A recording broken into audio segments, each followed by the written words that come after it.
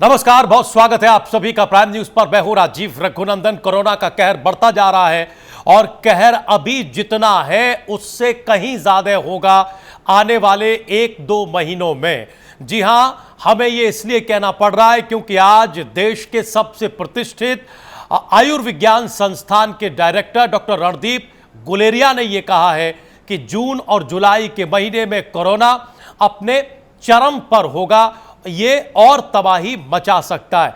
हम और आप जानते हैं कि अभी मई का महीना चल रहा है, लॉकडाउन का आज 44वां दिन है और 44वें दिन में ही ये जो केसेस हैं भारत में वो 50,000 से ज्यादा हो गए, 52,900 के आंकड़े को पार कर गए हैं।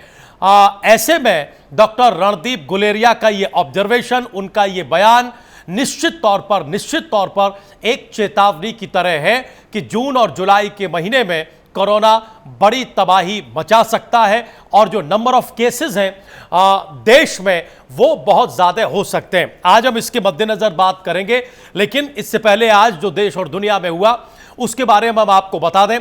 पहले जरा देश में जो हुआ वो जान लीजिए। आज बुद्ध पूर्णिमा के मौके पर प्रधानमंत्री नरेंद्र मोदी ने राष्ट्र को संबोधित किया।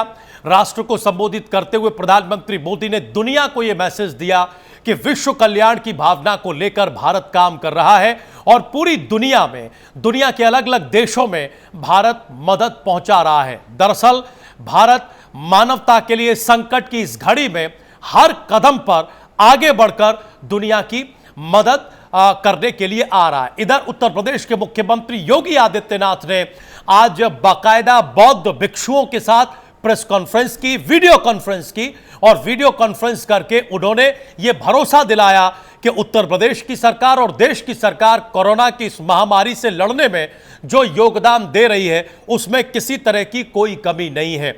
मुख्यमंत्री योगी आदित्यनाथ ने यह कहा कि 80 करोड़ लोगों को जो प्रधानमंत्री गरीब कल्याण योजना है उसका लाभ इस चुनौतीपूर्ण वक्त में पहुंचाए। सबके अलावा मुख्यमंत्री योगी आदित्यनाथ ने जो टीम 11 के साथ वो रोज बैठक करते हैं वो बैठक की और उसमें बाकायदा उत्तर प्रदेश में क्या स्थिति है उसकी एक समीक्षा की। उत्तर प्रदेश का आंकड़ा हमने आपको बताया हेडलाइंस में कि 3,000 के पार चला गया है। यह निश्चित तौर पर एक चिंता की बात है और सबसे बड़ी चिंता की बात यह, जिस पर हम लगातार बात भी कर रहे हैं, कि जो कर्व है कोरोना का उसमें किसी तरह की कोई कमी नहीं देखी जा रही। अगर पिछले 3-4 दिनों के ही हम आंकड़े लें तो उन आंकड़ों से यह अंदाजा लगता है कि वो आंकड़े 3-4 दिनों के ये आंकड़े हैं कि 10,000 के पार गए हैं। तो आप ये अंदाजा लगाइए कि 3-4 दिनों में कोरोना ने कैसे अपने पांव पसारे हैं और इसी वजह से बार बार ये अपील की जा रही है हर मंच से, हर व्यक्ति के द्वारा, हर संस्था के द्वारा कि कृपया करके आप लॉकडाउन का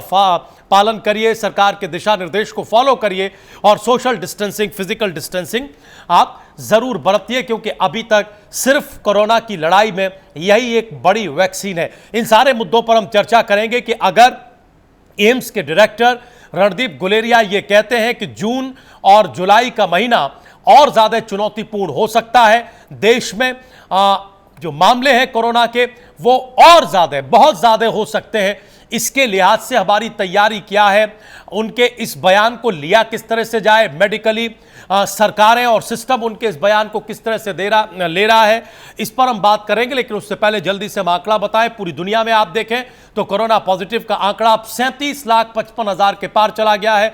अब तक दुनिया भर में इलाज के बाद कोरोना के जो 12,45,000 मरीज हैं वो ठीक हुए, ऐसा कहा जा रहा है। दुनिया भर में 2,63,000 से ज्यादा लोगों की मृत्यु हुई है। भारत में जो कोरोना पेशेंट्स हैं उनकी संख्या तकरीबन 53,000 के आसपास है। कोरोना के इलाज के बाद हमारे देश में 15,267 लोग ठीक हुए, ये बताया जा रहा है। भारत में कोरोना से 1,783 लोगों की अब तक मौत हुई है। उत्तर प्रदेश को देखिए तो उत्तर प्रदेश में 3,059 केस अब तक कुल मिलाकर कोरोना के हैं। उत्तर प्रदेश में इलाज के बाद 1,130 लोग ठीक हुए हैं, जबकि 61 लोगों की कोरोना से मौत हुई है। नोएडा में कोरोना के 10 नए केस पाए गए हैं पिछले 24 घंटों में और इस तरह से 202 कुल केसेस की संख्या हो गई है। बाकी जो आज देश में हुआ, जो बड़ी घटनाएं हुई, इसके बारे में हमने आपको जानकारी दी। कई खास मेहमान हमारे साथ जुड़े हुए हैं, हम अपने तमाम मेहमानों के पास चलेंगे। हमारे साथ वरिष्ठ पत्रकार विश्लेषक हैं, हमारे साथ पॉलिटिकल पैनल के लोग हैं। लेकिन सबसे पहले हम जानना चाहते हैं डॉक्टर मोहित गुप्ता, जीबी पंत हॉस्पिटल से हमारे साथ जुड़े हुए हैं। डॉक्टर मोहित गुप्ता, बहुत बहुत स्वागत है आपका। हम ये जानना चाहते हैं डॉक्टर गुप्ता कि आज जो डॉक्टर गुलेरिया ने कहा है वो कितनी चिंता की बात है, और एक मेडिकल एक्सपर्ट होने के नाते अगर ये होने जा रहा है तो इसके लिए आपको क्या लगता है, किस किस तरह की तैयारी की जरूरत हमें पड़ेगी, जिस पर तुरंत ध्यान देने की जरूरत है, इंफ्रास्ट्रक्चर को और ज्यादा दुरुस्त करने की जरूरत है? डॉक्टर गुप्ता, देखिए, ये बात बिल्कुल सही है कि ये जो फैक्ट है, ये यहाँ पर डॉक्टर गुलेरिया ने जो बताया है, ये एक्चुअलिटी है जी। क्योंकि कोरोना का इफेक्टिविटी रेट इतना हाई है कि ये चीज एंटिसिपेटेड थी।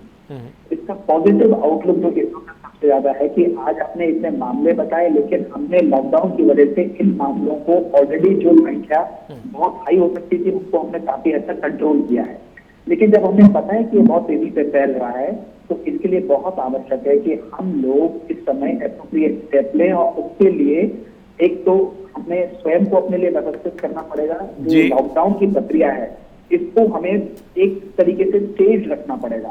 हर व्यक्ति को समझना पड़ेगा कि मास्क और प्रोटेक्शन हमारे जीवन का एक नॉर्मल नॉर्म बन जाएगा, ताकि ये इन्फेक्शन जो है हम लोगों को बहुत कम रूप से फैले और बहुत हम लोग अपने आप को प्रोटेक्टेड रख पाए। दूसरा, इंफ्रास्ट्रक्चर के रूप से अगर हम देखा जाए तो अस्पतालों के अंदर एक परमानेंट रूप से व्यवस्था चाहिए होगी, जो सभी शहर सभी सरकारें अब कर रही हैं कि कोरोना के मरीज एक फ्लू के मरीज की तरह लगातार आते रहेंगे और उनको हमें डील करना पड़ेगा। तो ये चीज एंटिसिपेटेड थी, ये नई नहीं थी। इसके लिए आप चिंता ना करें, लेकिन सशक्त होकर स्वयं हर व्यक्ति को अपने आप को एम्पावरमेंट करना है, कानून का संयम का हर तरीके से फॉलो करना है। Social distancing will be the new norm. हम अगर सोचें कि हम एकदम भीड़ बढ़ाके की तरह बढ़ाते जाए, जैसे कि हमने एक ही दिन के अंदर छूट देखते ही देखा कि एक रिलीज फिनोमेना होता है, वो चीज नहीं। सरकार एक लिमिट तक कार्य कर सकती है, लेकिन हर व्यक्ति को एक डॉक्टर की तरह, एक जिम्मेवार नागरिक की तरह रिस्पॉन्सिबिलिटी लेनी होगी और संयम बरतना होगा अपने व्यवहार से। लेकिन डॉक्टर गुप्ता, हम एक विरोधाभास देख रहे हैं जिस पर आपकी राय हम जरूर लेना चाहते हैं, फिर हम पैनल में बाकी लोगों के पास भी ये सवाल लेकर जाएंगे। जानना चाहते हैं कि ये जो विरोधाभास है कि डॉक्टर गुलेरिया ने भविष्य की एक चेतावनी दी है, और जिस तरह से पूरा ग्राफ, पूरा कर्व आगे गया है, आगे जा रहा है, उससे उसका एक इशारा भी मिल रहा है। बड़ी गंभीर बात उन्होंने कही है। हालांकि उन्होंने ये भी कहा है कि लॉकडाउन का फायदा हमें मिला है, लेकिन इस सब के बावजूद एक स्थिति है और जून जुलाई में स्थिति और गंभीर होगी। आपने भी इतने विस्तार से बताया। लेकिन दूसरी तरफ हम देख रहे हैं कि अब सरकारें या हमारा जो पूरा सिस्टम है वो जिस तरह से आगे बढ़ रहा है, जिस तरह से अब ऑफिसेस को खोला जा रहा है, जिस तरह से अब बाकी बाजार खोले जा रहे हैं, कंडीशनल ही सही लेकिन बहुत सारी दुकानें खोली जा रही हैं, शराब के ठेकों को खोलने के बाद के तजुर्बे हैं ही 2 दिन पुराने, लिहाजा सारे लोगों को वो तस्वीरें याद हैं। तो इन दोनों सिचुएशन को आप कैसे देखते हैं कि एक तरफ अब हम लॉकडाउन या फिर सोशल डिस्टेंसिंग या दूसरी चीजों को लेकर, कंप्लीट लॉकडाउन को लेकर एक लीनियंसी के मूड में आ गए हैं, हम थोड़ा अर्थव्यवस्था भी देख रहे हैं, देखनी पड़ेगी। दूसरी तरफ डॉक्टर गुलेरिया और आप जैसे सम्मानित जो चिकित्सक हैं, जो वॉरियर हैं, वो ये बता रहे हैं कि देखिए अभी हाई टाइम आना तो बाकी है, अभी आया नहीं है। तो ये जो कंट्राडिक्शन है, इसको कैसे देखा जाए डॉक्टर गुप्ता? देखिए, बैलेंस और संयम रख के चलना पड़ेगा। देखिए, इकोनॉमी को बैलेंस करने के लिए लोगों की सुविधा को ध्यान रखते हुए दुकानें खोली गई, किस प्रकार की खोली गई उसका चिंता हम नहीं करेंगे, लेकिन ये जरूरी है। लेकिन बाहर निकलना, किस तरीके से निकलना, किस तरीके से लाइन में लगना, ये तो हमारी रिस्पॉन्सिबिलिटी थी ना। अगर लोग इस चीज को नहीं समझेंगे, आप परमानेंटली बंद किसी भी देश को नहीं कर सकते। ठीक बात। आपने एक एडिक्वेट टाइम दिया, अब आप खोल रहे हैं, तो एक एक व्यक्ति जो है आपके शो के माध्यम से सोच रहा है, उसको समझना है कि मुझे जिम्मेवार नागरिक की तरह बाहर निकलना है, अपने आप को भी प्रोटेक्ट करना है, दूसरे लोगों को भी प्रोटेक्ट करना है, सोशल डिस्टेंसिंग का नॉर्म रखते हुए लाइन में लगकर सब सामान लेना है। आप सोचिए कि अगर सब कुछ खुला है और लोग सोशल डिस्टेंसिंग को प्रॉपर फॉलो कर रहे हैं, हैंड क्लीन कर रहे हैं, मास्क लगाकर कर रहे हैं और अपने आप को प्रोटेक्ट कर रहे हैं, तो बीमारी का फैलना बहुत बहुत कम हो जाएगा। तो डॉक्टर गुलेरिया ने जो स्टेटमेंट दिया है वो एक बैलेंस स्टेटमेंट दिया है। वो चिंता का विषय हमारे लिए नहीं है, वो चिंता नहीं, वो कंसर्न का विषय। देखिए, वरी और कंसर्न में फर्क है। जब आप वरी कर रहे हैं तो आप घबरा जाते हैं, जब आप कंसर्न हैं तो आपको मालूम है कि मुझे प्रोएक्टिव स्टेप्स लेने हैं। सरकार प्रोएक्टिव स्टेप्स कैसे ले रही है कि वो हर जगह बैलेंस रूप से फेज व्यू से लॉकडाउन खोल रही है, एकदम रिलीज नहीं कर रही है। लेकिन उसी तरह अपने आप को भी हमें प्रॉपर तरीके से रिलीज करना है कि मुझे अब किस तरह बिहेव करना है। अगर मैं पहले ही की तरह बस में चलूं, एक दूसरे को धक्का दूं, लाइनों में लग के एक दूसरे को आगे खींच जाऊं, ये हमारी जिंदगी का नाम नहीं होगा। इसको हमें चेंज करना पड़ेगा, समझना पड़ेगा। यदि हम करते हैं तो मैं आपको बता रहा हूँ आगे विजय हमारी है ही है, हम इसको हराना। यानी दोनों सिचुएशन को बैलेंस करके चलना पड़ेगा, डॉक्टर गुप्ता ये बता रहे हैं। बाकी जो मेहमान जुड़े हैं हम उनका जल्दी से परिचय करा दें और इस बहस को हम और आगे लेकर चलें। हमारे साथ मेजर आशीष चतुर्वेदी, समाजवादी पार्टी के नेता, समाजवादी पार्टी के प्रतिनिधि जुड़े हुए हैं। मेजर आशीष, बहुत स्वागत है आपका प्राइम न्यूज पर। हमारे साथ सचिन रावत, कांग्रेस पार्टी के नेता और प्रतिनिधि जुड़े हुए हैं और भारतीय जनता पार्टी के नेता प्रवक्ता गौरव मिश्रा हमारे साथ जुड़े हुए हैं। सचिन जी, गौरव जी, आपका भी बहुत बहुत स्वागत है। हम आपके पास आए इससे पहले एक बार हम मेजर आशीष को जोड़ना चाहते हैं इस पूरी सिचुएशन पर।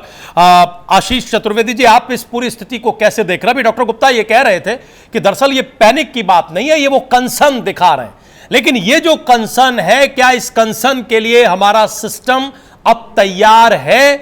हमने एक छूट दी तो कुछ दृश्य देखे, लेकिन क्या आने वाले जो महीने और उनकी जो टफनेस का एक कंसर्न रखा है डॉक्टर गुलेरिया ने, उसको देखते हुए, चाहे वो जागरूकता हो, चाहे वो सिस्टम हो, आपको लगता है कि हम उस मोड में अभी हैं या आ जाएंगे या आ रहे हैं जिससे इसका मुकाबला कर सकें, वो बैलेंस बना सकें जिसका जिक्र डॉक्टर गुप्ता कर रहे हैं?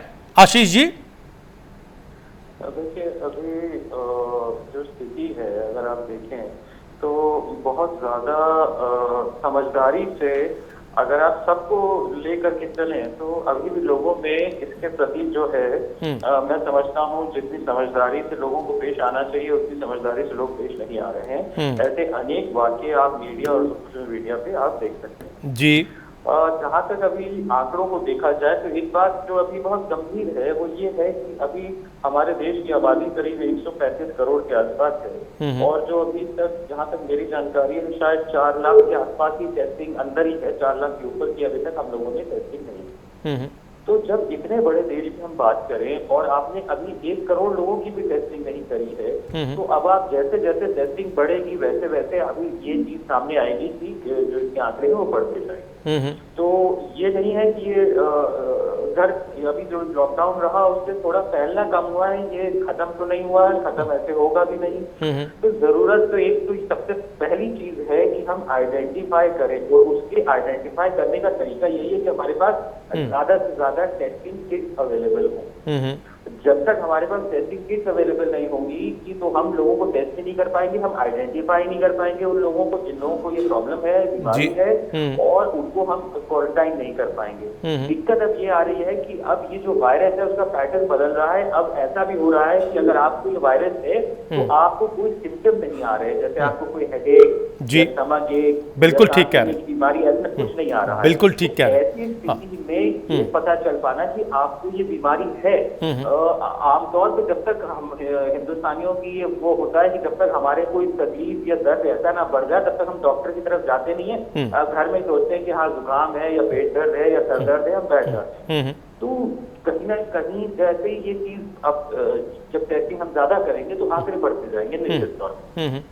अब सवाल ये भी आता है कि हम कितने दिन तक इस लॉकडाउन को रख सकते हैं। बहुत ज्यादा लंबे समय तक नहीं रख सकते हैं क्योंकि जीवन ही नहीं जीविका भी बचा नहीं है लोगों की, क्योंकि अगर जीविका नहीं बचाएंगे तो दूसरी तरफ से जीवन खत्म होने लग जाएगा। यानी दोनों तरफ से, मेजर आशीष, दोनों तरफ से जीवन को खतरा है। बड़ा महत्वपूर्ण पॉइंट आपने रखा। हम जरा इस पॉइंट को और विस्तार करके, इससे पहले कि सचिन जी और गौरव जी के पास जाए, एक बार डॉक्टर गुप्ता की राय हम लेना चाहते हैं। डॉक्टर गुप्ता, हाँ, 2-3 चीजें हैं जिन पर जरूर प्राइम न्यूज के दर्शकों के लिए प्रतिक्रिया रखिए। एक तो यह कि एक कर्व में कोई कमी ना आना कितनी बड़ी चिंता की बात है। नंबर 2, जो मेजर आशीष चतुर्वेदी बोल रहे थे, समाजवादी पार्टी के प्रतिनिधि हैं, वो इशारा कर रहे थे एसिम्प्टोमेटिक केस की तरफ कि साहब कोई लक्षण नहीं आता है, जब तक हमें लक्षण दिखेगा नहीं हम अपने आप को ठीक समझेंगे और जाहिर है कि हम वो संक्रमण फैलाते रहेंगे। मेडिकल फ्रंट पर यह कितनी बड़ी चुनौती है। 2, नंबर 3, ये भी बताइए, अब दिल्ली में जो एक कांस्टेबल, दिल्ली पुलिस का एक कांस्टेबल अमित राणा, उसके साथ जो हुआ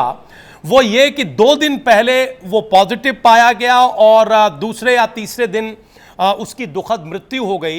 यानी हम ये देख रहे थे कि आमतौर पर 5 से 6 से 10 दिन लग जाते हैं, एक व्यक्ति इन्फेक्टेड होता है, फिर उसमें सिम्टम पता लगते हैं, फिर उसको एडमिट किया जाता है, उसको तमाम मेडिकल फैसिलिटी प्रोवाइड कराई जाती है, फिर कोई एक ऐसी दुर्भाग्यपूर्ण स्थिति बनती है जिसमें ये होता है। लेकिन ये एक चैलेंज आना कि अब वो इतनी जल्दी रिएक्ट कर रहा है, या पर्टिकुलर इस केस में किया कि 1-2 दिन पहले संक्रमित हो जाना और फिर 2 दिन के बाद जीवन के लिए वो खतरा बन जाना, ये 2-3 चीजें कितनी बड़ी चुनौती हैं सर। एक कर्व का सवाल डॉक्टर गुप्ता, दूसरा सवाल यह है कि कोई लक्षण पता नहीं लग रहा है। जब पता नहीं लग रहा है तो वो व्यक्ति संक्रमण फैलाने के लिए बहुत ज्यादा वायबल है, क्योंकि वो खुद ही अपने आप को ठीक समझेगा और दूसरे भी ठीक समझेंगे। और नंबर 3, ये जो दिल्ली में एक केस हुआ, इसे किस निगाह से आप देख रहे हैं?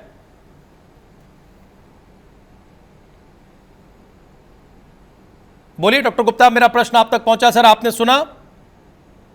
डॉक्टर गुप्ता, मेरी आवाज आपको मिली सर? आप सुन पाए ये दोनों तीनों सवाल? डॉक्टर गुप्ता, आप मुझे सुन पा रहे हैं? मेरी आवाज आप तक पहुंच रही है? अच्छा, प्लीज आप जुड़े रहिए। आप तक आवाज नहीं पहुंच रही है, हम दोबारा आपका रुख करेंगे।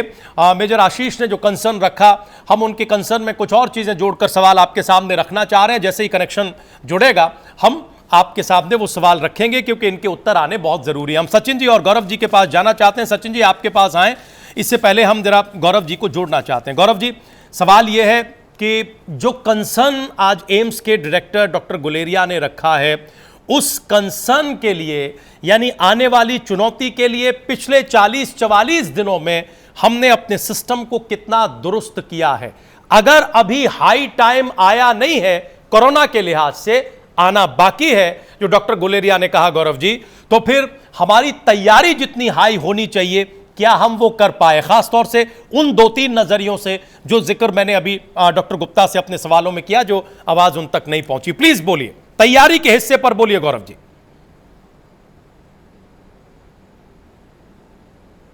गौरव जी, आपको आवाज मिल रही है? लगता है गौरव जी तक भी आवाज नहीं पहुंच रही है। हमें लगता है कि डॉक्टर गुप्ता, अब आप हमें सुन पा रहे हैं? हमारी आवाज आपको सुनाई दे रही है? जी, 2-3 सवाल हम आपके सामने रखना चाह रहे हैं डॉक्टर गुप्ता। एक सवाल तो कर्व को लेकर है कि अब तक एक चैलेंजिंग पोजीशन यह है भारत के कंटेस्ट में कि कर्व में किसी तरह की कोई कमी नहीं देखी गई है। यह कितने बड़ी चिंता की बात है। नंबर 2, आज भी कई सारे एक्सपर्ट्स ये कह रहे हैं कि अब चिंता इसलिए बढ़ रही है क्योंकि नंबर्स का बढ़ना घटना कोई बड़ी बात नहीं है, कोई उतनी ज्यादा चिंता की बात नहीं है। जितनी बड़ी चिंता की बात यह है कि अब जो मौतें हो रही हैं वो 100 से ज्यादा हैं। यानी कल को अगर छोड़ दिया जाए, कल शायद 89-90 के आसपास था, पिछले 3-4 दिनों में हम देखें तो 195 2-3 दिन पहले, फिर 137, फिर 89-90 संभवतः, और आज 126। ये एक बड़ी चिंता की वजह बन रही है। तो आप इसे कैसे देखते हैं? नंबर 2, एसिम्प्टोमेटिक पेशेंट जो है जिनमें कोई लक्षण नहीं है, मेजर आशीष भी कंसर्न जता रहे हैं। जाहिर है कि जब कोई लक्षण नहीं है तो व्यक्ति अपने आप को नॉर्मल डील करेगा, वो आएगा जाएगा, लोगों से मिलेगा, लोग भी उसे नॉर्मली ट्रीट करेंगे या डील करेंगे। यह कितनी बड़ी चिंता की बात है? इन 2-3 प्रश्नों पर उत्तर रखिए सर। पहला प्रश्न जो बहुत इंपॉर्टेंट है वो ये है कि आपको लगता है नंबर्स की कमी नहीं है, ये आपने पर्सपेक्टिव रखा। मैं ये बात बहुत स्पष्ट रूप से कहना चाहूंगा कि आईसीएमआर के प्रोटोकॉल के अकॉर्डिंग जो उसमें दिखाया गया है, उसमें डुप्लीकेशन टाइम ऑफ वायरस जो है वो बहुत सिग्निफिकेंटली इंक्रीज कर गया है। जो पहले हमें लग रहा था 3-3.5 दिन से 4 दिन का, वो 10 से ज्यादा दिन का डुप्लीकेशन टाइम है। जी जी। तो इसका पॉजिटिव एस्पेक्ट ये कि जो नंबर लाखों के हमें अब तक मिल जाने चाहिए थे डे के अंदर, वो नंबर अभी रिलेटिवली कम इंक्रीज हुआ है। नंबर 1। सेकेंड, डेथ्स हुई हैं। डेथ इसलिए हुई हैं क्योंकि प्रोपोर्शनेटली केसेस भी इंक्रीज हुए हैं। लेकिन अभी भी मैं आपके समझ रखना चाहूंगा कि केस फैटेलिटी रेशियो, यानी वायरस का मारने की जो मारक शक्ति है, वो इंडिया के अंदर अभी भी कंपैरेटिव टू वेस्टर्न कंट्रीज और बाकी कंट्रीज के मुकाबले बहुत कम है। इसके कई कारण दिखाए गए हैं। तो नेचुरली जब इतनी हाई पॉपुलेशन कोविड से इन्फेक्टेड है तो कुछ मॉडलिटीज हो रही हैं जिसको हम बेसिक रूप से कंट्रोल करने की कोशिश कर रहे हैं, बट ये कई गुना ज्यादा हाई होती अगर ये लॉकडाउन, ये परहेज नहीं रखा जाता। तीसरी चीज तो आपने पूछा कि नियर फ्यूचर के अंदर हम लोग इसको देखें कैसे, तो इस चीज के लिए हमको बहुत इंपॉर्टेंट और प्रोटेक्टिव वे से करना पड़ेगा। आपने तीसरा प्रश्न क्या पूछा था? मैं आपसे दोबारा पूछूं। मैंने तीसरा प्रश्न ये पूछा था कि दिल्ली में जो घटना हुई, दुर्भाग्यपूर्ण घटना, अमित राणा जो दिल्ली पुलिस के कांस्टेबल थे वो 2-3 दिन पहले ही संक्रमित हुए, तकरीबन 2 दिन पहले, और 2 दिन के बाद ही उनकी मृत्यु हो गई। यानी ये जो रिएक्शन है ये इतना तेजी से बढ़ रहा है। हालांकि अभी तक इस तरह की इक्का दुक्का घटनाएं रिपोर्ट हुई हैं, लेकिन जो नेचर ऑफ वायरस है, जो अटैक है वायरस का, वो इससे पता लगता है कि काफी तीव्र हो गया है। ये कितने बड़े कंसर्न और चिंता की बात है। तीसरा प्रश्न ये था। डॉक्टर गुप्ता प्लीज बोलिए। मैं आपको क्लियर बताना चाहूंगा कि कोरोना की जो मैनिफेस्टेशन हैं वो केवल 1% लोगों के अंदर ये एसिम्प्टोमेटिक रह के इजीली चला जाता है। कुछ होता ही नहीं है उन लोगों को, बिल्कुल भी। बहुत ही कम लोगों के अंदर मैनिफेस्टेशन जो है ये मिलेगी आपको। लेकिन अनफॉर्चुनेटली यंग एज के अंदर हाई मैनिफेस्टेशन आना ये अनफॉर्चुनेट पार्ट है। इन्फेक्टेड बहुत सारे लोग हो सकते हैं लेकिन उनको मैनिफेस्टेशन ना हो, ये कॉमन फिनोमेना होगा। ये अमित जी के साथ अनफॉर्चुनेट हुआ कि उनको कोरोना का इन्फेक्शन हुआ और वो उनको सिवियर फॉर्म में मैनिफेस्ट कर गया और हमने एक अच्छे कोरोना वॉरियर को खो दिया। लेकिन इस चीज को समझ के चलिए कि अगर एसिम्प्टोमेटिक कैरियर कोई होता है, ये अनेकों बुजुर्गों को और जो कॉम्प्रोमाइज इंडिविजुअल्स है उनको इन्फेक्ट कर सकता है, जो कि बहुत बहुत डिजास्टर्स हो सकता है। तो इसलिए ऐसे मामले हमारे सामने और भी सामने आ सकते हैं। इसलिए बहुत जरूरी है कि हम सबको बहुत केयरफुल रहना है, क्योंकि ये इसका इन्फेक्शन हमको दिखेगा नहीं, इसकी मैनिफेस्टेशन हो सकता है हमको आए नहीं, हमारे द्वारा किसी और को जा सकती है, उसके अंदर मैनिफेस्ट कर सकती हैं। और अगर हमने आज कैच किया है तो ये भी पॉसिबिलिटी है कि 10 से 15 दिन बाद हमको मैनिफेस्टेशन इनकी देखने को मिले। तो ये वेरिएशन कोरोना की बहुत कॉमनली है। ये एक केस है, ऐसे अनेकों केस भी हमारे सामने हो सकते हैं। इसलिए सेल्फ प्रोटेक्शन इज की। तो हम चाहते हैं कि प्राइम न्यूज़ के दर्शकों को एक बार जो डॉक्टर गुप्ता ने कहा और क्यों वो इतनी गंभीरता से कह रहे हैं, या एम्स के डायरेक्टर डॉक्टर रणदीप गुलेरिया के बयान को क्यों इतनी गंभीरता और कंसर्न के साथ लिया जाना चाहिए, वो इसलिए कि जो संक्रमण है वो दिख नहीं रहा है। सबसे बड़ी चिंता की बात यह भी है उस तरह के केसेस का भी बढ़ना जिनमें किसी तरह का कोई लक्षण नहीं है लेकिन फिर भी वो पॉजिटिव कैरियर हैं, और ऐसे कैरियर अगर जाते हैं, मूव करते हैं कहीं भी किसी भी तरीके से, तो वो और ज़्यादा खतरा और ज़्यादा चुनौती पेश कर सकते हैं। हम एक बार फिर से मेजर आशीष और सचिन जी को जोड़ना चाहते हैं, लेकिन गौरव जी आपको हमारी आवाज़ मिल रही है? अब आप सुन पा रहे हैं? गौरव जी आप सुन पा रहे हैं?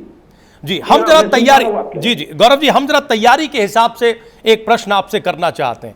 एम्स के डायरेक्टर डॉक्टर गुलेरिया की बात आपने सुनी होगी।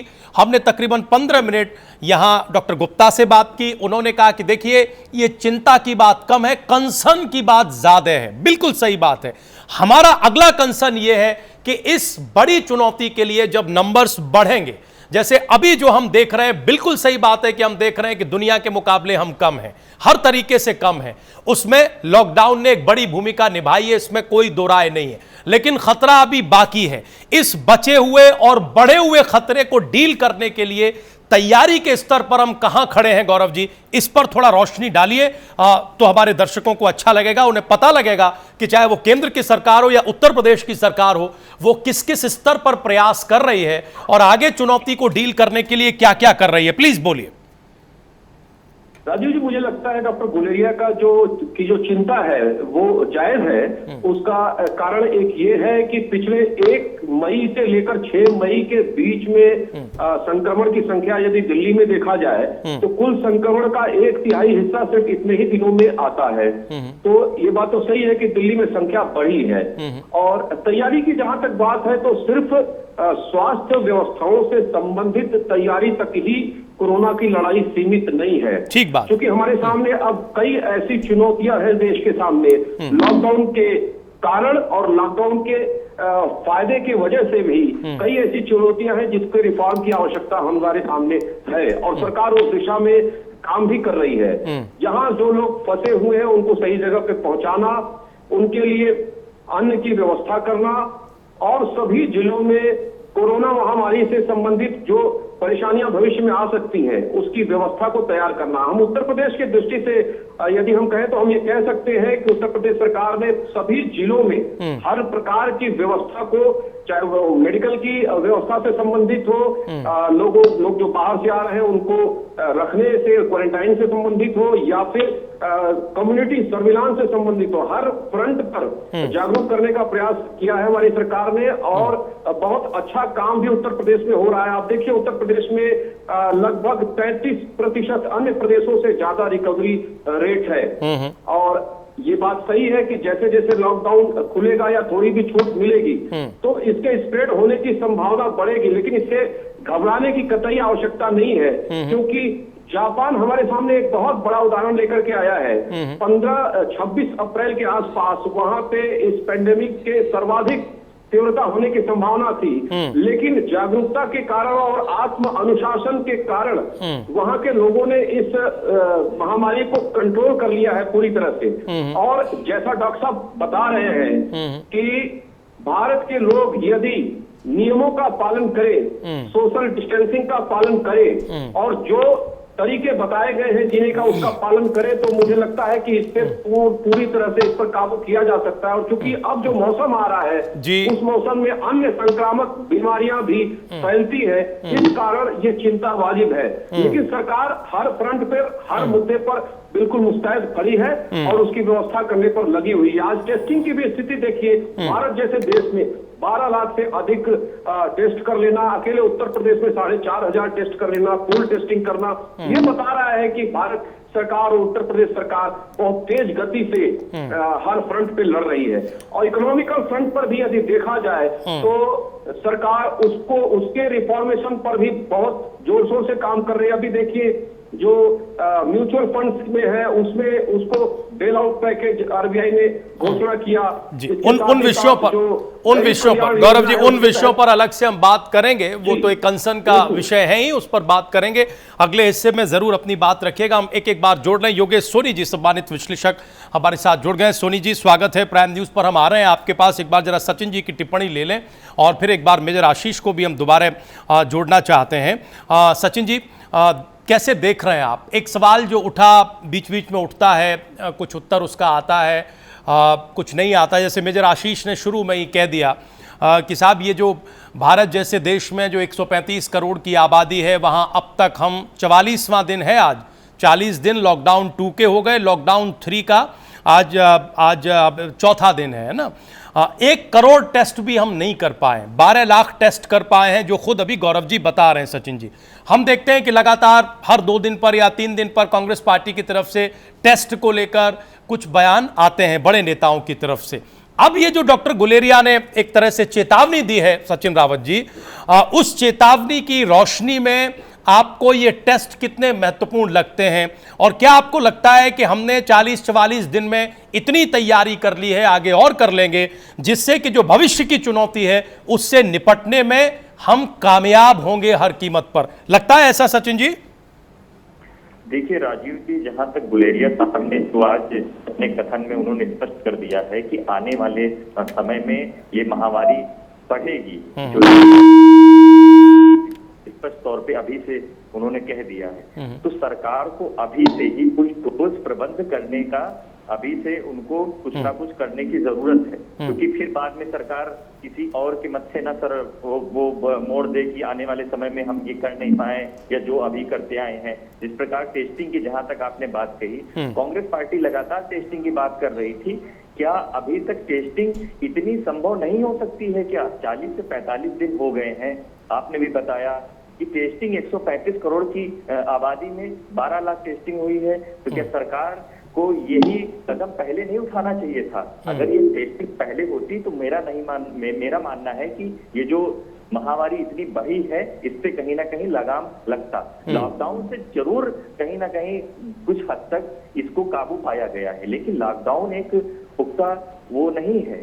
इसके लिए हमें टेस्टिंग भी करनी आवश्यक जरूरी है। इस प्रकार गुलेरिया साहब ने स्पष्ट तौर पे अपने कथन में स्पष्ट कर दिया है कि आने वाले समय में ये महामारी बढ़ेगी, तो सरकार को इस पे चिंतन और मंथन करके कुछ ना कुछ ठोस प्रबंध करने की जरूरत है। नहीं सचिन जी, देखिए सचिन जी, हम आपके पास आने से पहले गौरव जी के पास गए। गौरव जी ने कहा कि सरकार केवल चिंतन मनन नहीं, सरकार की पूरी तैयारी है, वो ये भरोसा दिला रहे हैं। वो ये कह रहे हैं कि सरकार पूरी मुस्तैद है, पूरी तरह से तैयारी है और हर क्षेत्र की तरफ वो ध्यान दे रही है। वो अर्थव्यवस्था पर भी बोलना चाह रहे थे, हमने उनको रोक दिया। हमने कहा कि आगे के हिस्से में बात करेंगे। तो अब तक जो तैयारी है, उस तैयारी से आप संतुष्ट हैं? उसमें कुछ और जोड़ना घटाना चाहते हैं तो वो बोलिए। ये जो 12 लाख टेस्टिंग का आंकड़ा है, ये अभी गौरव जी ने ही दिया है कि साहब अब तक 12 लाख टेस्ट हो चुके हैं। मेजर आशीष जो समाजवादी पार्टी के प्रतिनिधि हैं, उनका कहना यह है कि साहब भारत जैसे देश में कम से कम 1 करोड़ टेस्ट तो हो जाते। अब तक हम 135 करोड़ की आबादी के देश हैं। ये महामारी जिस तरह से बढ़ रही है, आगे और बढ़ेगी, उस पर वो टिप्पणी कर रहे थे। तो ये बताइए कि जो है उससे आप सहमत हैं या नहीं है? कोई असहमति है तो क्या और करना चाहिए? उस पर कुछ रखना चाहते हैं तो बोलिए। देखिए राजीव जी, जब लॉकडाउन किया गया तब भी सरकार ने यही कहा था कि मेरे पास पुख्ता इंतजाम है और हम लोग करेंगे। क्या हुआ? 45 दिन बीत गए, हमारे यहाँ केसेस 50,000 से ज्यादा हो गए, इतनी मौतें हो रही हैं लगातार। अब तक सरकार ने स्पष्ट तौर पे टेस्टिंग की जो सिनेरियो है उसमें अपना कोई योगदान नहीं किया। केंद्र सरकार के द्वारा आता है कि 1 लाख किट पीपी किट रोज डेली बनेगी। अब तक कितने जरूरतमंद डॉक्टरों को किट पहुंची है, ये भी अभी तक स्पष्ट करना चाहिए। हमारे यहाँ लखनऊ, कानपुर, आगरा, ये 3 जिले ऐसे हैं जहाँ पे केसेस लगातार बढ़ते हुए जा रहे हैं। अब नोएडा भी आ गया है। क्या यहाँ पे टेस्टिंग नहीं संभव हो सकती थी? क्योंकि जिस प्रकार भिलवाड़ा मॉडल आपने देखा कि वहाँ 9 दिन में लाखों लोगों की टेस्टिंग हो गई, तो यहाँ पे टेस्टिंग, देखिए वही मैं कहना चाहता हूँ राजीव जी, कि सरकार की इच्छा शक्ति होती है काम करने की। इच्छा शक्ति है थोड़ा सा काउंटर देखिए, जो बात गौरव जी कहेंगे वो मैं रख दे रहा हूं, चूंकि उन्होंने इसका जिक्र किया। फिर आप वो कह रहे हैं कि अकेले उत्तर प्रदेश में 4,500 5,000 टेस्ट हो रहे हैं प्रतिदिन। तो उत्तर प्रदेश में टेस्ट की कमी कहां है सचिन जी? वही तो मैं बताना चाह रहा हूँ। जैसे 3 जिलों को मैंने रेड जोन जिलों को मैंने बात की है, हाँ। तो यहाँ पे टेस्टिंग 4,500 5,000 करने के साथ साथ के यहाँ पे केसेस नहीं बढ़ रहे हैं। हाँ। केसेस बढ़ रहे हैं ना, हाँ। तो टेस्ट को आप आगे बढ़ाइए ना। हाँ। आपके पास किस चीज की कमी है? आपके पास फंड है, हर चीज है, लोगों ने दान दिया है पीएम केयर फंड में, आप सहायता करिए, लेकिन वो पैसा कहाँ लग रहा है? ठीक, आपका कंसर्न और आपकी जो चिंता है उसको गौरव जी तक पहुंचाएंगे, जरूर जवाब लेंगे। एक बार हम जरा अब सोनी साहब को जोड़ना चाहते हैं और एक ओवरव्यू क्या है इस पूरी सिचुएशन में, जबकि 40-44 दिन की संघर्ष और लड़ाई के बाद, इस चुनौती का सामना करने के बाद ये पता लग रहा है कि नहीं, बड़ी चुनौती तो अभी बाकी है, जो हाई टाइम है उसका आना अभी बाकी है। सोनी साहब, कैसे देख रहे हैं आज डॉक्टर गुलेरिया के बयान को आप, और आप ये मानते हैं कि समाज और सरकार क्या दोनों इसके लिए तैयार है या नहीं है? देखिए, गुलेरिया साहब के बयान की ने जो चिंता जताई है वो स्वाभाविक बात है कि ऐसी स्थिति का हमें पहले भी कुछ आभास था, क्योंकि जो ये मौसम है आने वाला, इस मौसम में आप देखते होंगे कुछ ऐसी बीमारियां पनपती हैं जिसके आधार पर बाय डिफॉल्ट हमारी इम्यूनिटी बहुत कमजोर भी हो जाती है। और इसकी जो आंकड़े लगातार बढ़ रहे, कभी भी अभी आज तक भी ऐसा कोई दिन नहीं आया जिस दिन आपका अखबार ये कहता हो कि आज आंकड़े कम आए हैं या उतने ही रह गए हैं। हर रोज बढ़ती हुई स्थिति को देखते हुए उन्होंने चिंता करी है और हम लोगों को आगाह करा है। दूसरी बात राजीव जी, एक बात मैं ये कहना चाहता हूँ कि जो चीजें कंडीशनल खोली गई हैं वो कंडीशनल केवल उतनी देर तक की कंडीशनल है जब तक वहां पर सामने कोई पुलिसकर्मी या शासन प्रशासन नहीं खड़ा। उसके बाद लोग उसी लय में ही अपना जीवन व्यतीत कर उसी तरीके से जीने लग जाते हैं। हमने पिछले दिनों देखा शराब के ऊपर लोगों ने किस कदर हंगामा मचाया, और 40-45 दिन का जो लॉकडाउन हमने या उन समझदार लोगों ने मिलकर कराया, जिनको उनकी तपस्या हम कहेंगे, वो सारा भंग होता हुआ नजर आया। यदि एक लाइन के अंदर उसमें एक भी कोई कोरोना संदिग्ध संक्रमित हुआ तो आप सोचिए कि हाल क्या होगा। तो मुझे लगता है कि सरकार बहुत अच्छा काम कर रही है, लेकिन मुझे लग रहा है कि ये कहीं ना कहीं इस तरीके के लोग उस तपस्या को भंग कर रहे हैं। सरकार को एक्शन ऑफ प्लान की जरूरत है। अगर हम दिल्ली के संदर्भ में बात करें तो पहले तो उसका रेट बढ़ा दिया गया, पहले तो ठेकों की टाइमिंग खोल दी गई है शराब वाइन शॉप की, फिर उसके बाद 70% महंगी। मतलब सरकारों की बात खुद और एक्शन प्लान उतना मजबूत नहीं है। दूसरा, यहाँ पर रहे जो फिलहाल मजदूर हैं, तो मेरे कुछ जानकार हैं जिनकी गाजियाबाद में, साहिबाबाद में फैक्ट्री है, हरियाणा में फैक्ट्री है, वहां पर उनकी फैक्ट्रियां खोल दी गई हैं, लेकिन उसका कंट्रोलर दिल्ली में है और वो एक दूसरे के बिना अधूरा महसूस कर रहे हैं। तो यहाँ पर भी मुझे लगता है राज्य सरकारों के पास कोई ना कोई ऐसी एक्शन ऑफ प्लान की कमी है जिससे वो चीजें सोनी साहब, थोड़ा सा बस एक प्रश्न, उसका उत्तर देखिए। अभी आशीष जी ये कह रहे थे और बात उनकी सही भी लगी और अच्छी भी है, और शायद सरकारें इसी दिशा में सोच रही हैं। गौरव जी भी इससे बिल्कुल सहमति होंगे, अभी आंसर वो करेंगे। अभी आशीष जी कह रहे थे कि जान भी बचानी है और जीविका भी बचानी है। ये चुनौती तो है। हम भी 2-3 दिन से लगातार जो डिस्कशन कर रहे हैं उसमें बार बार ये बात आ रही है कि साहब ये दोहरी चुनौती है, हम किसी एक पक्ष को इग्नोर करके नहीं चल सकते। यानी किसी सोनी जी किसी एक पक्ष को इग्नोर भी नहीं करना है ना, न तो इस संक्रमण को और न जीविका को। जाहिर है जीविका बचानी होगी, जैसे हमें संक्रमण बचाना है तो सोशल डिस्टेंसिंग करनी है ना, उसका पालन करना है, अपनी पर्सनल हाइजीन का ख्याल रखना है, वगैरह वगैरह।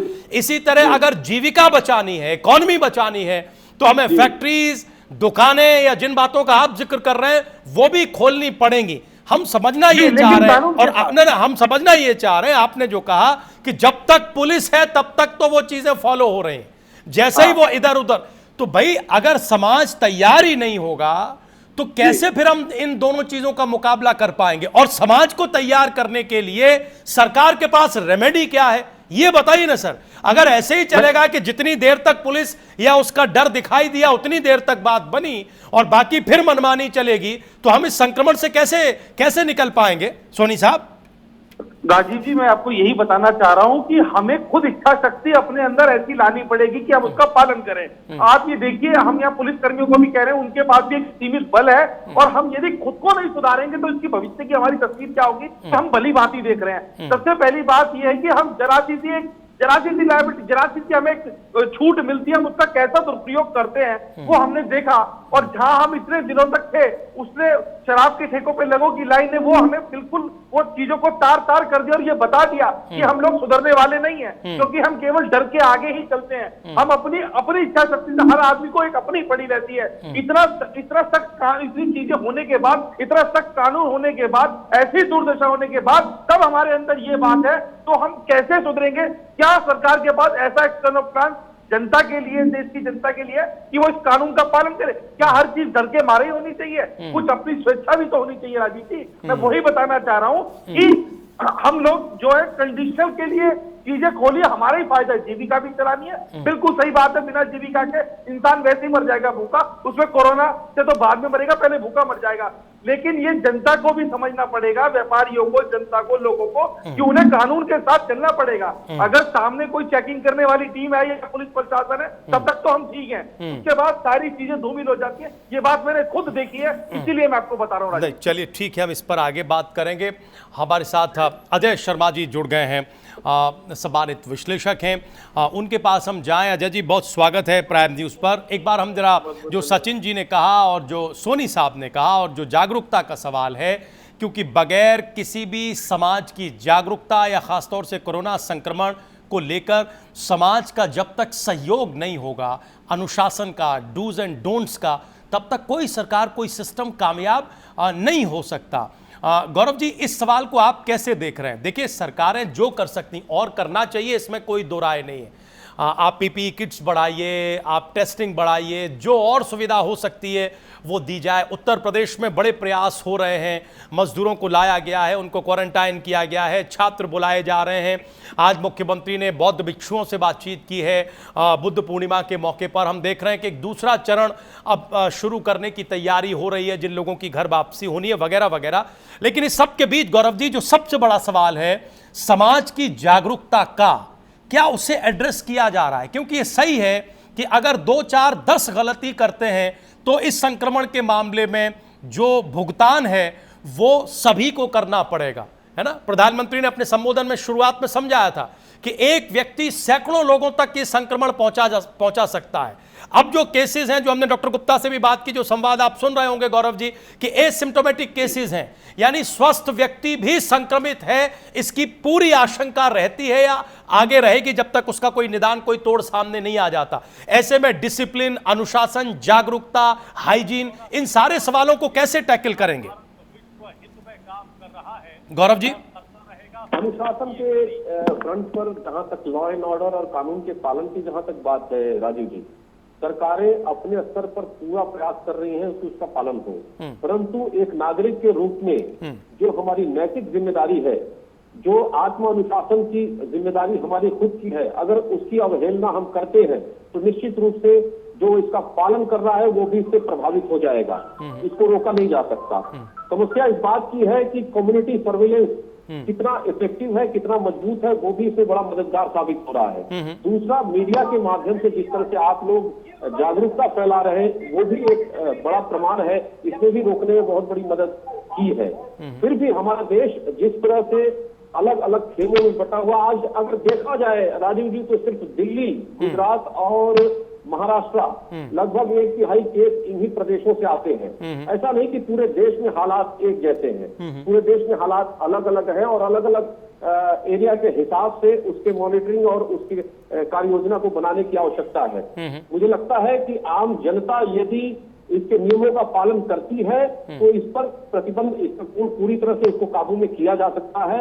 सरकार पूरी तरह से मुस्तैद है, जनता के साथ है, कदम से कदम मिला करके चल रही है। उत्तर प्रदेश के विषय में हम उत्तर प्रदेश के विषय में अधिकृत रूप से आपसे बात कर सकते हैं। आज उत्तर प्रदेश में देखिए 100 से अधिक मैन्युफैक्चरिंग यूनिट आने के लिए तैयार बैठी है जो चाइना से आ रही है। उत्तर प्रदेश में 15 लाख से अधिक मजदूरों के रोजगार सृजन की पूरी योजना, पूरा रोडमैप बना करके तैयार किया जा चुका है। इलेक्ट्रॉनिक क्षेत्र के मैन्युफैक्चरिंग में मेजर बूस्ट भारत सरकार ने किया है। वहीं यदि डायरेक्ट बेनिफिट ट्रांसफर के अंतर्गत यदि पीएम गरीब कल्याण योजना के अंतर्गत देखा जाए तो लगभग 38,000 करोड़ ट्रांसफर किए जा चुके हैं। तो सरकार तो हर कदम पर आम जनता के साथ है। अब ये आम जनता की नैतिक और राष्ट्रीय दायित्व भी बन जाता है कि वो अपना अनुशासन भी प्रदर्शित करे और इस महामारी पर विजय प्राप्त करे। और बहुतायत में लोग ऐसे हैं, कुछ चंद लोग ऐसे हैं जो अनुशासन से बाहर जा रहे हैं, तो उससे निपटने के लिए हमारी जो पुलिस फोर्सेज है वो पर्याप्त है, उससे निपटेंगी। ठीक है, हमें ये बताइए कि ये जो एक सवाल सचिन रावत जी ने रखा, ये सवाल बार बार उठ रहा है। आपने जो कहा वो मैंने पहले उनको बताया। मैंने कहा, गौरव जी ने कहा है कि 4,500 5,000 टेस्ट हो रहे हैं, लेकिन वो ये कह रहे हैं कि अगर केसेस और बढ़ रहे हैं तो टेस्ट की संख्या और बढ़ानी चाहिए। मेजर आशीष अभी ये कह रहे थे कि साहब 135 करोड़ के देश में 44 दिन हो गए हैं, हम तकरीबन 1 करोड़ के आसपास टेस्ट कर पाते या हमें करने चाहिए थे। इन प्रश्नों के उत्तर क्या है गौरव जी? प्लीज बोलिए, आंसर करिए सचिन रावत के प्रश्न को। राजीव जी, जब टेस्ट का ये पूरा रिसर्च एनालिसिस करेंगे, इसका जब अध्ययन करेंगे तो इन्हें पता चलेगा कि सिर्फ टेस्ट के माध्यम से इस महामारी पर काबू नहीं पाया जा सकता। 135 करोड़ की आबादी के लोगों का पूरा टेस्ट कर पाना संभव नहीं है। हाँ, हमारी सरकार हॉटस्पॉट एरिया जो है, जहां पे रेड जोन है, उन जगहों पर पूरे एरिया को, पूरे कम्युनिटी को टेस्ट कर रही है। उत्तर प्रदेश में अकेले आज देखिए 450 से ज्यादा पूल टेस्टिंग के माध्यम से टेस्ट कंडक्ट किया गया। तो ऐसा नहीं कि टेस्ट का रेशियो बढ़ाया नहीं जा रहा है। प्रश्न वहां उठता है कि टेस्ट के अभाव में कोई व्यक्ति अछूता न रह जाए, ऐसी तो स्थिति नहीं है। आज पीपीई किट में भारत दुनिया का दूसरा सबसे बड़ा मैन्युफैक्चरिंग हब बनने जा रहा है।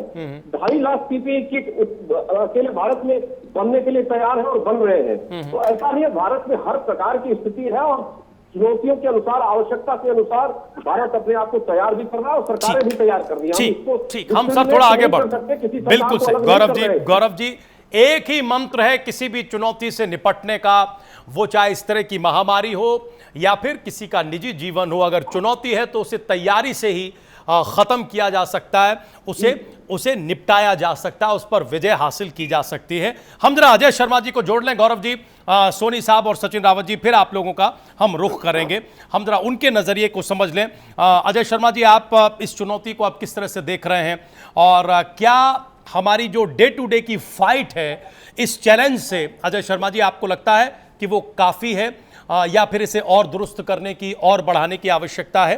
डॉक्टर गुलेरिया का बयान आपको पता होगा, उन्होंने कहा है कि जून और जुलाई के महीने में केसेस बहुत ज्यादा होंगे। देखिए राजीव जी, डॉक्टर गुलेरिया जो कह रहे हैं कि जून और जुलाई में केसेस ज्यादा होंगे, एम्स की भी रिपोर्ट आ चुकी है और मैंने वो रिपोर्ट भी पढ़ी है जो एक अमेरिकन एजेंसी ने कही है कि सितंबर के आसपास इस देश के अंदर कोरोना बहुत हाई पीक पर होगा। और उसने तो एक ऐसे आंकड़े दिखा दिए जिसने मतलब डरा दिया, 111 करोड़ लोग संक्रमित होंगे। तो ये अपने आप में जो है, लेकिन हम यहाँ पर जो बात करने की कर रहे हैं कि भाई कोरोना से कैसे निपटेंगे, वैक्सीन है नहीं, कोई टीका है नहीं, टेस्टिंग कोई ऐसा इलाज है नहीं। बोलिए अजय जी, बोलिए, हम सुन रहे हैं, प्लीज बोलिए। तरीका है और जिस तरीके से सरकार ने तीसरे लॉकडाउन के अंदर स्टेप उठाया, कोरोना ने 4 दिन के अंदर 10,000 का आंकड़ा पार किया, ये बता रहा है कि ये हम तीसरी स्टेज में लगभग पहुंच चुके हैं। ठीक है, लॉकडाउन से हमें फायदा हुआ, लेकिन जब तीसरी स्टेज स्टेज में हम पहुंच रहे हैं तो हमारे पास में क्या उपाय है।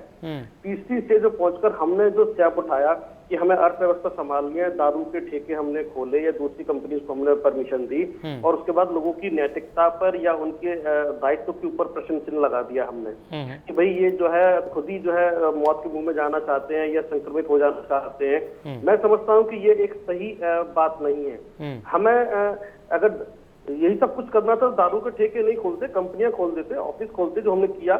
हम चरणबद्ध तरीके से खोल रहे थे, सब कुछ कर रहे थे। हमने एक तरीके से कहीं ना कहीं एक चूक की है और लोगों को हम दोषी नहीं ठहरा सकते कि पब्लिक है वो तो अपने, यदि पब्लिक इतनी अनुशासित होती, संयमित होती तो शायद देश के प्रधानमंत्री को कहने की जरूरत नहीं पड़ती कि लॉकडाउन है तो संयम, अनुशासन और उसकी आवश्यकता है, और ना ही उन्हें लॉकडाउन लगाना पड़ता, ना उन्हें जनता कर्फ्यू का आह्वान करना पड़ता, ना उन्हें 9 मिनट के लिए जो उन्होंने दिया जलाने के लिए कहा था वो कराना पड़ता, ना उनको इतना प्रेरणा देनी पड़ती, ना प्रेरित करना पड़ता, और ये सब कुछ नहीं करना पड़ता। लेकिन उन्हें ये हमने तीसरे लॉकडाउन में किया और उसका खामियाजा हमने देखा है, तो हमें मानना पड़ेगा कहीं ना कहीं हमसे भी चूक हो जाती है, मतलब गलती हुई। अजय जी, गलती हुई और उस गलती ने पूरी बहस को एक नई तरफ मोड़ दिया है ना, और चुनौती को तो बढ़ाई दिया, चुनौती को तो बेतहाशा बढ़ाई दिया, यही ना। देखिए बिल्कुल, देखिए अगर हम स्वीडन की बात करें या ब्रिटेन की बात करें जो हर्ड इम्यूनिटी की तरफ बढ़ रहे हैं या उसके बारे में सोच रहे हैं, तो वो भी एक तरीका हम ये इस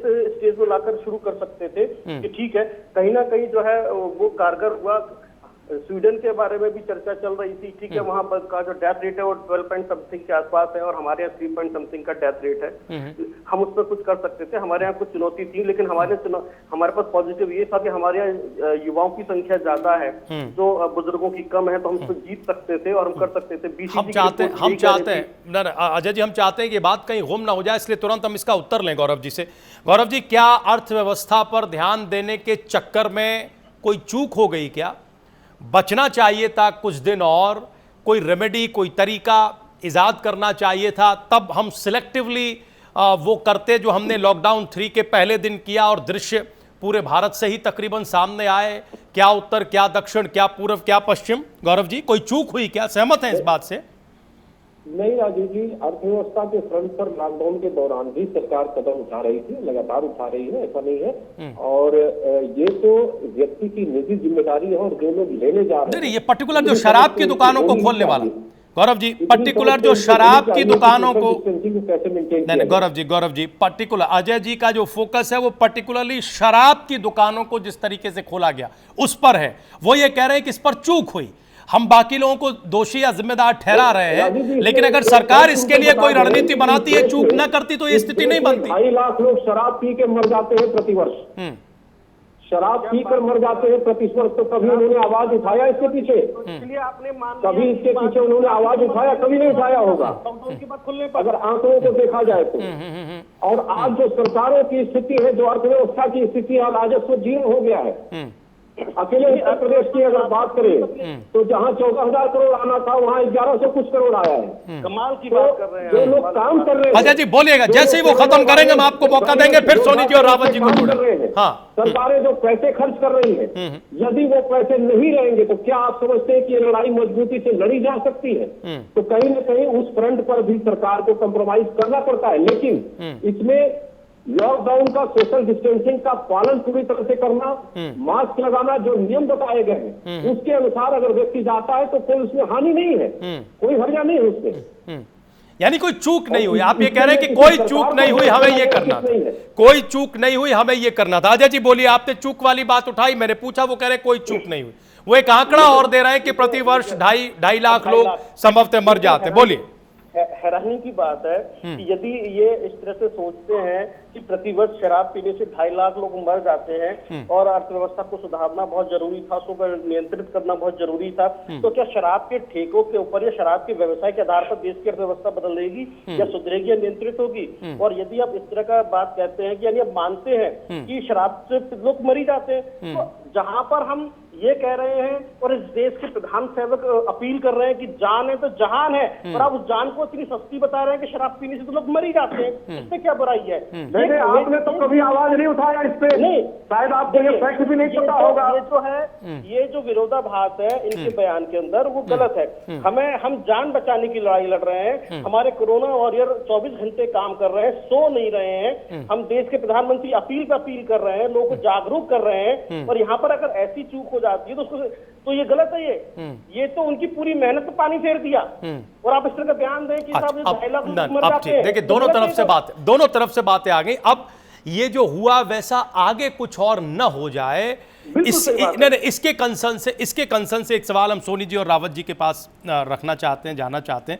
सोनी जी, पहले आप बोलिएगा, हमें ये बताइए कि ये ठीक है, इसमें दोनों तरफ से है, सरकार को भी सोचना चाहिए, समाज को या शराब के का शौक रखने वाले लोगों को भी सोचना चाहिए कि जीवन रहेगा तभी वो शौक पूरा कर पाएंगे, और ये संक्रमण कोरोना वायरस जीवन पर भारी है, स्थिति गंभीर हो रही है। हमें ये बताइए कि और ऐसी क्या तैयारी की आवश्यकता है इस तरह की चूक से सबक लेते हुए, कि अब देखिए आगे हमें ट्रांसपोर्ट खोलना है, कंडीशनली सही ट्रांसपोर्ट हम खोलेंगे, है ना, ऑफिसेज खोले जा रहे हैं, फैक्ट्रियां चालू की जा रही, खनन शुरू किया जा रहा है, जो बाकी सरकारी निर्माण के काम हैं उनको शुरू किया जा रहा है। तो हम जानना ये चाह रहे हैं कि और क्या एहतियात बरतने की आवश्यकता है कि कम से कम वैसा ना हो जैसा लॉकडाउन 3 के पहले दूसरे दिन हो गया। सोनी साहब। जी राजीव जी, मैं इसमें यही कहना चाहता हूं कि सबसे पहले यहाँ लोगों को, देश की जनता को समझना पड़ेगा कि जिस खतरनाक चीज से हम गुजर रहे हैं उसकी गंभीरता को समझना पड़ेगा। ये बातें हम कितनी भी शिष्टाचार से कर लें, लेकिन जब सामने मतलब इस तरीके की चीजें होती है, ये एक अलग ही स्टैंड थी शराब वाली। मैंने ऐसे लोगों को देखा जो तमाम लगातार इन दिनों से जो लोग फ्री का जो खाना बढ़ता है सरकार की ओर से, वहां से वो खाना लेके आ रहे थे, लेकिन जैसे ही ठेके खुले तो वहां पर वो शराब भी लेके आ रहे थे। हालांकि चलिए वो उसकी अपनी स्थिति है कि उसमें पैसा है या नहीं, लेकिन वहां पर हर तरीके का लोग मिला, पढ़ा लिखा, शिक्षित, अशिक्षित, गरीब, अमीर, मध्यम वर्ग, वो सारे के सारे एक ही धारा में बह रहे थे।